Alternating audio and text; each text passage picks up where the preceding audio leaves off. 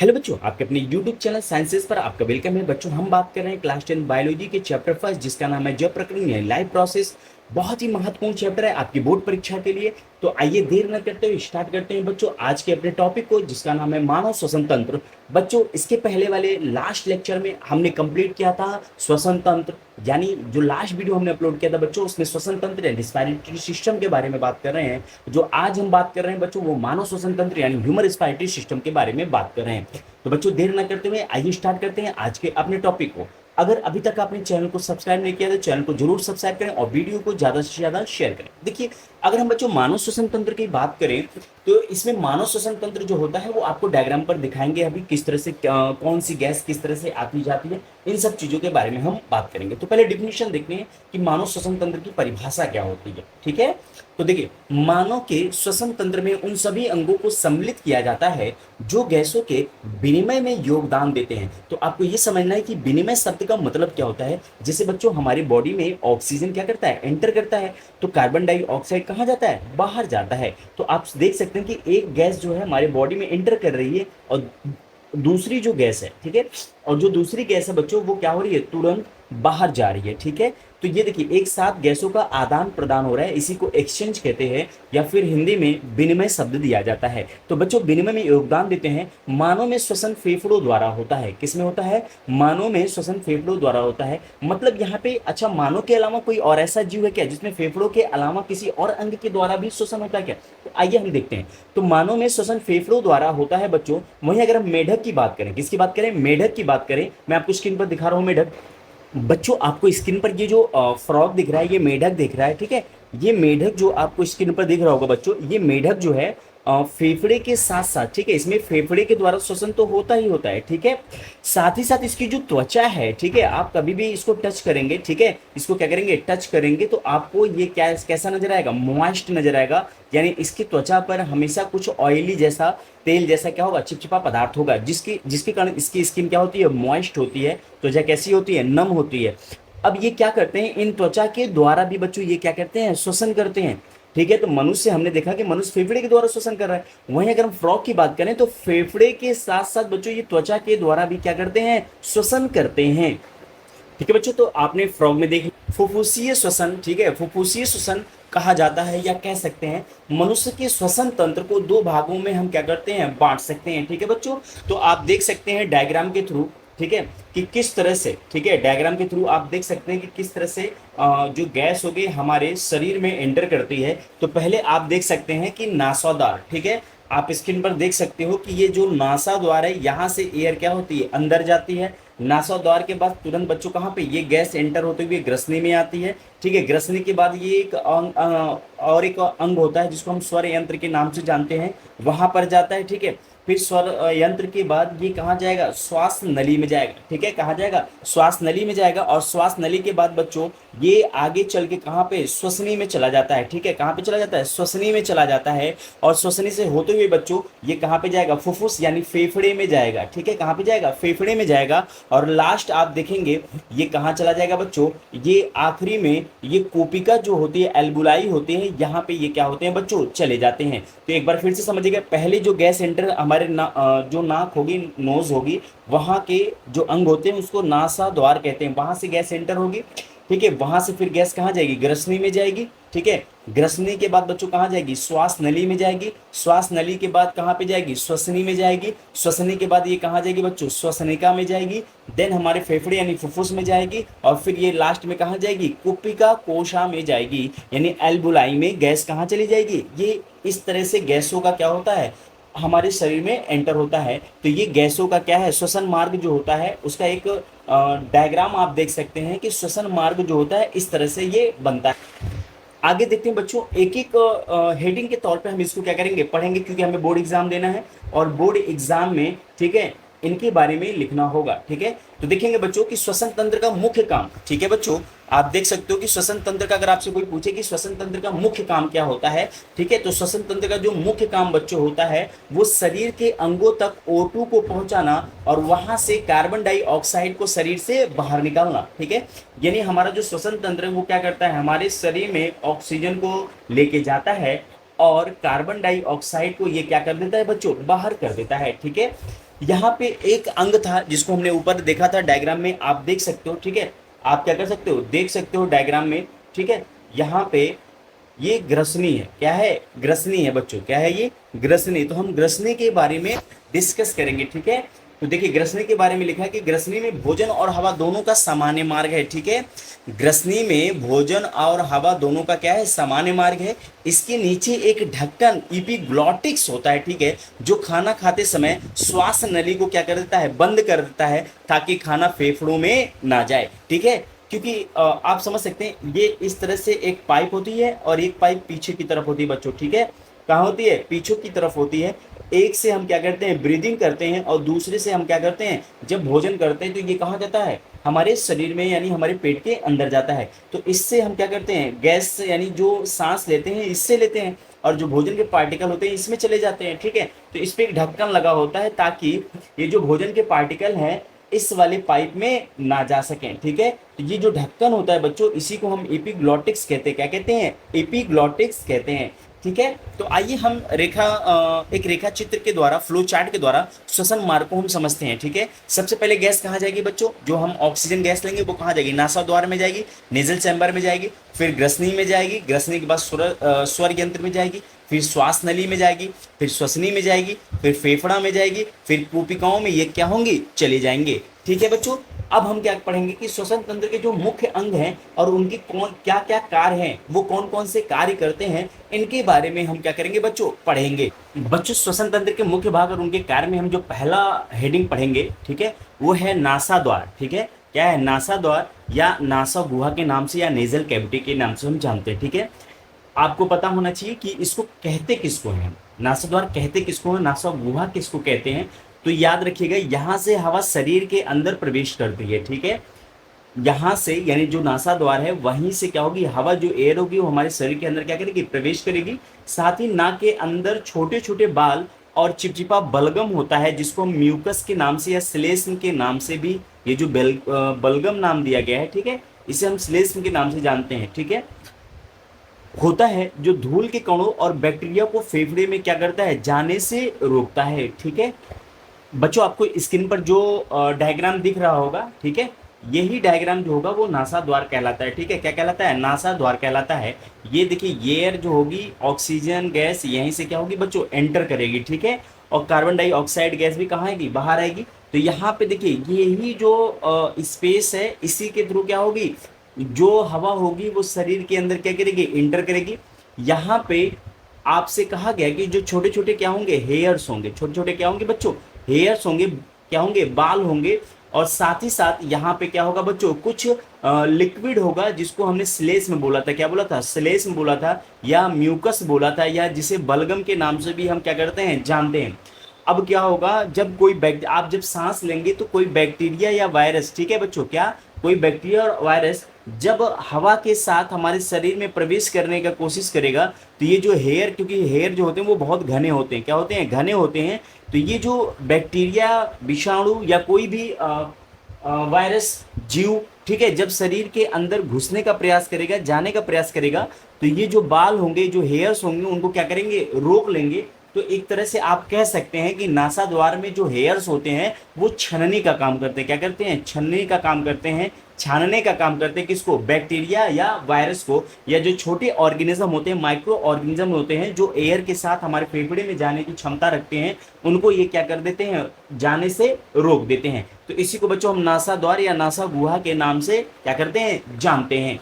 बच्चों, आपने नासा द्वार और नासा गुहा को देख लिया। अब जो दूसरी हेडिंग हमको इसके अंतर्गत पढ़नी है, वो पढ़नी है ग्रसनी और स्वर यंत्र। ठीक है, जिसको हम क्या कहते हैं, फेरिंग्स या लैरिंग्स के नाम से जानते हैं। ठीक है, ग्रसनी को हम बच्चों फेरिंग्स कहते हैं, और जो स्वर यंत्र है, ठीक है, इसको लैरिंग्स कहते हैं। इसी स्वर यंत्र को यानी लैरिंग्स को हम साउंड बॉक्स के नाम से भी जानते हैं। किसके नाम से, साउंड बॉक्स के नाम से भी हम क्या करते हैं बच्चों, जानते हैं। ठीक है, तो आप देख सकते हैं कि ग्रसनी भोजन और हवा दोनों, ठीक है, किसके लिए, दोनों का सामान्य मार्ग है। ठीक है बच्चों, क्या मार्ग है? ये सामान्य मार्ग है। किसके लिए? हवा और भोजन के लिए, यानी एयर और फूड के लिए जो ग्रसनी है वो क्या है? सामान्य मार्ग है। ठीक है, किसके लिए? दोनों के लिए बच्चों। किसके लिए? दोनों के लिए। दोनों का सेंस है भोजन और हवा के। ठीक है, इसमें नीचे एक क्या होता है? ढक्कन होता है जिसे एपिग्लॉटिस कहते हैं, जो खाना खाते समय, ठीक है, क्या करने समय? खाना खाते समय श्वास नली को बंद कर देता है। किसको बंद कर देता है? श्वास नली को बंद कर देता है, ताकि जो भोजन है वो फेफड़े में ना जाए। ठीक है, स्वर यंत्र जो होता है वो श्वास नली के ऊपरी हिस्से में होता है, जो आवाज पैदा करने का क्या करता है बच्चों? काम करता है। ठीक है, आवाज पैदा को, ठीक है, इस डायग्राम के थ्रू, किसके थ्रू? इस डायग्राम के थ्रू आपको मैं समझा रहा हूं। ठीक है, कि ग्रसनी क्या होती है और स्वर यंत्र क्या होता है। ठीक है, अगर आप ध्यान समझे तो ये जो फूड पार्टिकल जिसमें आ रहा है इसको हम क्या कहते हैं? ग्रसनी कहते हैं, या फेरिंग्स के नाम से हम इसको जानते हैं। ठीक है, ग्रसनी का जो काम होता है, ठीक है, मानव श्वसन और पाचन तंत्र का ये बहुत ही महत्वपूर्ण अंग है बच्चों। ठीक है, ग्रसनी में आप कह सकते हैं भोजन और हवा दोनों एक साथ जाती है। ठीक है, ये क्या होती है? दोनों एक साथ जाती है। क्या? फूड और एयर। ठीक है, फूड और एयर बच्चों क्या होगा? दोनों साथ साथ जाएंगे। ठीक है, वहीं अगर हम स्वर यंत्र की बात करें, किसकी बात करें? स्वर यंत्र की बात करें तो इसको साउंड बॉक्स के नाम से जानते हैं। किसके नाम से जानते हैं? साउंड बॉक्स के नाम से जानते हैं। ठीक है, और कह सकते हैं कि जो स्वर यंत्र का मुख्य काम होगा बच्चों, वो क्या होगा? ध्वनि को उत्पन्न करना होगा, और फेफड़ों में जो हवा के प्रवाह को ये क्या करता है? नियंत्रित करता है। तो बस आपको ये पोजीशन देखनी है कि इसको हम क्या कहते हैं? ग्रसनी कहते हैं। ठीक है, और यहाँ पे अगर आप ध्यान से समझिए, इस वाले हिस्से को हम क्या कहते हैं? स्वर यंत्र कहते हैं। क्या कहते हैं? स्वर यंत्र, यानी लैरिंग्स कहते हैं। और ये वाला जो हिस्सा दिख रहा है आपको, पार्ट दिख रहा है, इसको एपिग्लॉटिक्स जो ढक्कन का काम करता है बच्चों। बस इतना ही आपको क्या करना है? ध्यान देना है। तो बच्चों हमने ग्रसनी और स्वर यंत्र को क्या कर लिया? कंप्लीट कर लिया। अब आगे जो हमको पढ़ना है बच्चों, वो पढ़ना है श्वास नली। क्या पढ़ना है? श्वास नली। बच्चों मानव श्वसन तंत्र में जो हमको तीसरी हेडिंग पढ़नी है वो क्या है? श्वास नली, यानी ट्रैकिया के बारे में हम बात करेंगे। बच्चों ये 11 से 12 सेंटीमीटर लंबी नली होती है। ठीक ही इसका जो, साथ ही इसका जो आकार होता है वो सी आकार की उपास्थि में छल्ले होते हैं। ये छल्ले श्वास नली को तब भी सिकुड़ने से बचाते हैं जब उसमें हवा नहीं होती है। ठीक है, तो एग्जाम्पल के तौर पे आप जब फ्रूटी पीते हैं, ठीक है, क्या पीते हैं? फ्रूटी पीते हैं, तो इसमें जो पाइप डालते हैं बच्चों, क्या डालते हैं? पाइप। तो जब तक इसमें फ्रूटी रहता है या लिक्विड रहता है, ठीक है, तब तक ये तो क्या होता है? सिकुड़ता नहीं है। लेकिन जैसे ही पूरा का पूरा लिक्विड आपने क्या कर लिया? पी लिया, खत्म कर लिया, तो अब ये स्पेस क्या हो गया? खाली हो गया। ठीक है, स्पेस क्या हो गया? खाली हो गया। अब जैसे ही आप क्या करेंगे? इस पाइप के थ्रू आप खींचेंगे, ये जो डब्बा होगा वो क्या होगा? पिचक जाएगा। ठीक है, तो ये क्या होगा? पिचक जाएगा, जिससे ये डब्बा क्या हो जाएगा? खराब हो जाएगा। तो सेम ये श्वास नली भी हमारे फेफड़े को क्या करती है? पिचकने से बचाती है। ठीक है, क्या करती है? सिकुड़ने से, जिसमें आप श्वास नली को क्या कर सकते हैं? बहुत अच्छे से देख सकते हैं। आप देख सकते हैं ये क्या है? सी आकार का बना हुआ है। ठीक है, किस आकार का बना हुआ है? सी आकार का बना हुआ है। ठीक है, और ये उपास्थि है। ये क्या है? उपास्थि सी आकार का बना हुआ है। साथ ही साथ इसकी लंबाई भी क्या है? 10 से 11 सेंटीमीटर के नियर अबाउट है। ठीक है, तो इसी को हम श्वास नली या फिर ट्रैकिया के नाम से जानते हैं बच्चों। किसके नाम से जानते हैं? ट्रैकिया के नाम से जानते हैं। श्वास नली के बाद बच्चों जो चौथी हेडिंग आपको पढ़नी है यहाँ पे, वो श्वसनी और श्वसनिकाएं पढ़ना है, यानी ब्रोंकी एंड ब्रोंक्यूल्स पढ़ने हैं। ठीक है, जो श्वास नली है ये आगे जाकर दो भागों में बढ़ जाती है, जिन्हें श्वसनी कहते हैं, और प्रत्येक श्वसनी अपने अपने तरफ फेफड़े में जाती है। ठीक है, और फेफड़ों के अंदर ये छोटी छोटी शाखाओं में बढ़ जाती है, जिन्हें श्वसनिकाएं कहते हैं। ठीक है बच्चों, क्या होगा? मान लीजिए ये आपकी क्या थी? श्वास नली थी। ये श्वास नली क्या होगी? राइट और लेफ्ट फेफड़े के अंदर क्या होगी? ये डिवाइड हो जाएगी। तो वही लिखा गया है कि श्वास नली आगे जाकर दो भागों में बढ़ जाती है। तो कितने भागों में बढ़ रही है? दो भागों में बढ़ रही है। ठीक है, और प्रत्येक श्वसनी अपने अपने तरफ फेफड़ों में चली जाती है। ठीक है, ये वाला मान लीजिए फेफड़ा इधर है और ये वाला फेफड़ा इधर है, तो ये इस तरफ वाले फेफड़े में ये चली गई और ये इस तरफ वाली फेफड़े में चली गई। ठीक है, अब ये फेफड़े के अंदर जाकर क्या होंगी? छोटी छोटी शाखाओं में क्या होंगी? ये डिवाइड हो जाएंगी। ठीक है, विभाजित हो जाएंगी, छोटी छोटी शाखाओं में बढ़ जाती हैं, जिन्हें हम क्या कहते हैं? श्वसनिकाएं कहते हैं बच्चों। आइए मैं डायग्राम के थ्रू आपको समझा। बच्चों आप डायग्राम में देख रहे होंगे, ठीक है, ये जो आपको डायग्राम दिख रहा होगा इसमें आप बहुत अच्छे से देख रहे होंगे कि ये वाली जो लाइन है ये क्या थी? श्वास नली थी, यानी ये वाला जो हिस्सा था वो क्या था? श्वास नली था। हमने पढ़ा था, जिसको हमने ट्रैकिया के नाम से क्या किया था? जाना था। ठीक है, अब ये श्वास नली क्या होगा?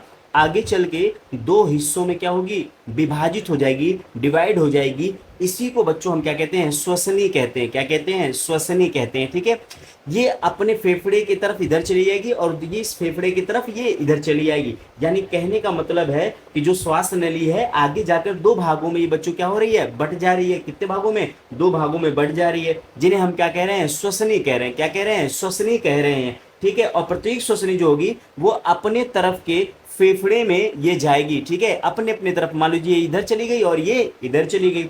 अब इन फेफड़ों के अंदर जाने पे ये जो श्वसनी होगी ये क्या होगी, शाखाओं के रूप में। आप देख सकते हो डायग्राम में, ये शाखाओं के रूप में, जो रेड कलर से दिखा रहा हूं मैं आपको, ये शाखाओं के रूप में क्या हो जा रही है, विभाजित हो जा रही है बच्चों। किसके रूप में, शाखाओं के रूप में क्या हो जा रही है, विभाजित हो जा रही है। इन्हीं को हम क्या कहते हैं, श्वसनिकाएं कहते हैं। ठीक है, क्या कहते हैं, श्वसनिकाएं कहते हैं।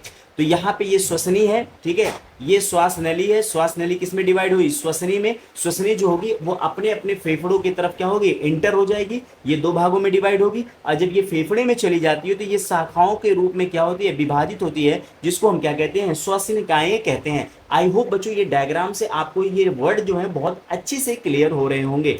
आइए चलते हैं नेक्स्ट हेडिंग की तरफ। बच्चों हमें इसमें जो नेक्स्ट हेडिंग पढ़नी है वो पढ़नी है वायवीय कूपिकाएं। क्या पढ़ना है, वायु कूपिकाएं, जिसे एल्वुलाई के नाम से हम जानते हैं। ठीक है बच्चों, तो ये देखिए श्वसनिकाओं के छोर पर अंगूर की गुच्छी जैसे गोल संरचनाएं होती हैं जिन्हें कूपिकाएं कहते हैं। यहीं पर रक्त और हवा के बीच गैसों का आदान प्रदान होता है। कूपिकाओं में या कूपिकाओं से ऑक्सीजन रक्त में जाती है और रक्त की कार्बन डाइऑक्साइड कहाँ जाएगी, कूपिकाओं में आ जाती है। तो अभी आपने जैसे देखा था बच्चों, ठीक है, ये डायग्राम था, यहाँ पे श्वास नली थी। ठीक है, श्वास नली क्या हुई थी, आगे जाके अपने अपने लंग्स के हिसाब से क्या हुई थी, ये डिवाइड हो गई थी। ठीक है, अब ये जो श्वसनी थी, क्या थी, श्वसनी थी। इसको हमने जब श्वास नली, ये देखिए श्वास नली है, ये आगे जाकर अपने अपने फेफड़ों में जब जाती है तो इसको हम श्वसनी के नाम से जानते हैं। किसके नाम से, श्वसनी के नाम से जानते हैं। और यही श्वसनी जब आगे जाकर कई शाखाओं में डिवाइड हो जाती है, ठीक है बच्चों, किसमें, शाखाओं में डिवाइड हो जाती है, तो इन शाखाओं को हमने श्वसनिकाएं कहा था। क्या कहा था, श्वसनिकाएं कहा था। ठीक है, अब इन्हीं श्वसनिकाओं के छोर पर ये अंगूर जैसे, ठीक है, ग्रैप्स जैसे, यानी अंगूर के गुच्छे जैसी संरचना होगी। ठीक है, ये अंगूर के गुच्छे जैसी क्या होगी, संरचना होगी। इसी को हम क्या कहते हैं, वायु कूपिकाएं कहते हैं। ठीक है बच्चों, यहीं पर रक्त यानी ब्लड, ठीक है, यानी रक्त यानी ब्लड और एयर, ठीक है, यानी रक्त और हवा के बीच क्या होगा, आदान प्रदान होता है। ठीक है, इन कूपिकाओं से, ठीक है, ये कूपिकाएं जो है बच्चों, यहाँ से जो ऑक्सीजन होगा वो ब्लड में जाएगा। ठीक है, कहाँ जाएगा, ब्लड में जाएगा। और जो ब्लड में CO2 है वो लौट के कहाँ चला जाएगा, इन कूपिकाओं में चला जाएगा।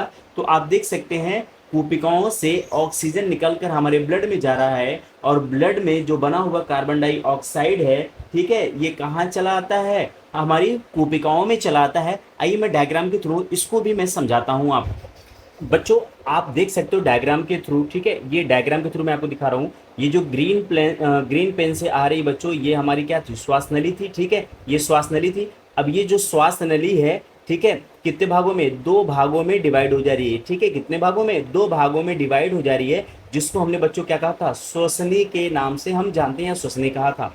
ये श्वसनी अपने अपने फेफड़ों की तरफ क्या होती है, अंदर चली जाती है और अंदर जाने पे बच्चों आपको रेड पेन से दिख रहा होगा, ये क्या हो रही हैं, ठीक है, अपने अपनी शाखाओं में क्या हो रही हैं, विभाजित हो जा रही हैं। ठीक है, ये अपने अपनी शाखाओं में बच्चों क्या हो रही हैं, विभाजित हो जा रही हैं। इसी को हमने क्या कहा था, श्वसनिकाएं कहा था। ठीक है, क्या कहा था, श्वसनिकाएं कहा था। अब आप समझिएगा, आपको ब्लैक पेन से मैं समझा रहा हूँ। यहाँ पे ये जो श्वसनिकाएं हैं, इनके छोर पर ये ब्लैक ब्लैक कलर के आपको क्या दिख रहे होंगे, गोल गोल स्ट्रक्चर दिख रहे होंगे। ठीक है, क्या दिख रहे होंगे, ये गोल गोल से क्या बच्चों, स्ट्रक्चर दिख रहे होंगे। यानी गोल गोल का सेंस है कि अंगूर के गुच्छे जैसी ये संरचना होती है। कैसी होती है, अंगूर के गुच्छे जैसी बच्चों क्या होती है, ये संरचना होती है। ठीक है, इसी को हम क्या कहते हैं, वायु कूपिकाएं कहते हैं। क्या कहते हैं, वायु कूपिकाएं कहते हैं, या फिर इसको एल्वुलाई के नाम से हम जानते हैं। यहीं पर बच्चों ऑक्सीजन और कार्बन डाइऑक्साइड गैस का क्या होता है, आदान प्रदान होता है। ठीक है, आई होप बच्चों ये आपको टॉपिक यानी ये जो पांचवी हेडिंग थी एल्वुलाई वायु कूपिकाएं आपको अच्छी तरह समझ में आ गई होगी। अब जो हमको नेक्स्ट हेडिंग पढ़नी है बच्चों वो पढ़ना है, हमें लंग्स पढ़ना है यानी फेफड़े के बारे में हमें जानकारी देनी है। ठीक है, तो आप ध्यान से समझिएगा। फेफड़े के बारे में अगर हम बात करें तो ये हमारे सीने यानी चेस्ट कैविटी में एक जोड़ी स्पंजी, स्पंजी मतलब क्या होता है, स्पंज की तरफ होता है। ठीक है, और गुलाबी रंग के फेफड़े होते हैं। ठीक है, रंग आप जरूर याद रखिएगा, ये पिंक कलर का होता है। ठीक है, आपको एक बात ध्यान रखनी है कि जो दाहिना फेफड़ा होता है वो बाएं फेफड़े से थोड़ा सा बड़ा होता है और फेफड़े में एक प्लूरा नाम की एक पतली झिल्ली होती है। ठीक है, जो इनकी क्या करती है, रक्षा करती है, किससे, डैमेज होने से ये क्या करती है, बचाती है। तो याद रखिएगा हमारे सीने यानी चेस्ट कैविटी में एक जोड़ी स्पंजी और गुलाबी रंग के फेफड़े होते हैं। दाहिना फेफड़ा जो होता है वो बाएं फेफड़े से थोड़ा सा बड़ा होता है और फेफड़े में प्लूरा नाम की एक पतली झिल्ली होती है जिससे ये ढके होते हैं, जो इनकी क्या करते हैं बच्चों, रक्षा करते हैं। बच्चों फेफड़े को आप डायग्राम के थ्रू देख लीजिए। यहाँ पे ये जो फेफड़ा है आप देख सकते हैं ये कैसे हैं, एक जोड़े यानी पेयर के फॉर्म में ये फेफड़ा होता है बच्चों, किसके फॉर्म में, पेयर के फॉर्म में होता है। ध्यान देने वाली बात है कि ये कैसा होता है, स्पंजी होता है। कैसा होता है, स्पंजी होता है।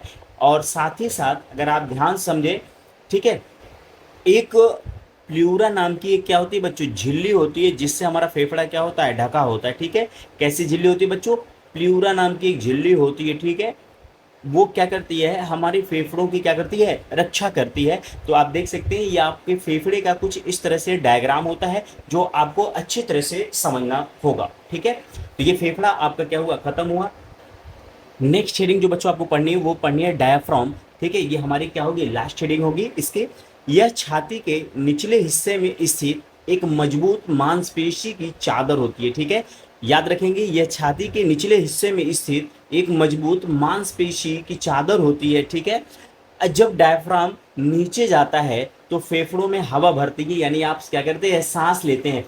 तो आप जब सांस लेंगे तो क्या होगा, डायफ्राम नीचे की तरफ जाएगा और ही अगर आप सांस छोड़ेंगे तो जो डायाफ्राम होगा ये कहाँ जाएगा, ऊपर की तरफ चला जाता है। ठीक है, तो जब डायाफ्राम नीचे जाता है तो फेफड़े में हवा क्या होती है, भर जाती है, जिसको हम सांस लेना कहते हैं। वहीं जब यह ऊपर जाता है तो हवा बाहर निकलती है, जिसको हम क्या कहते हैं, सांस छोड़ना कहते हैं। बच्चों ये है हमारा डायाफ्राम का काम है। ठीक है, आइए मैं डायग्राम के थ्रू इसको भी समझा देता हूं।